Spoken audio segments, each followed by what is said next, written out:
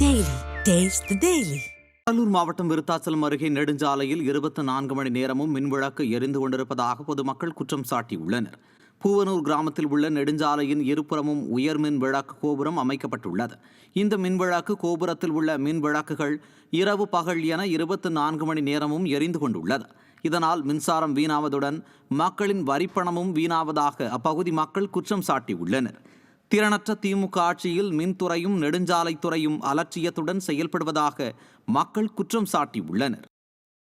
தூத்துக்குடி மாவட்டம் கோவில்பட்டி அருகே புதிதாக கட்டி முடிக்கப்பட்ட அங்கன்வாடி மையத்தை அதிமுக முன்னாள் அமைச்சர் கடம்பூர் ராஜு ரிப்பன் வெட்டி திறந்து வைத்தார். கிழவிப்பட்டி கிராமத்தில் சட்டமன்ற உறுப்பினர் மேம்பாட்டு நிதியில் இருந்து 16 லட்சம் ரூபாய் மதிப்பில் புதிதாக அங்கன்வாடி மையம் கட்டி முடிக்கப்பட்டது. இந்த அங்கன்வாடி மையத்தை முன்னாள் அமைச்சரும் கோவில்பட்டி சட்டமன்ற உறுப்பினருமான கடம்பூர் ராஜு ரிப்பன் வெட்டி கல்வெட்டை திறந்து வைத்தார்.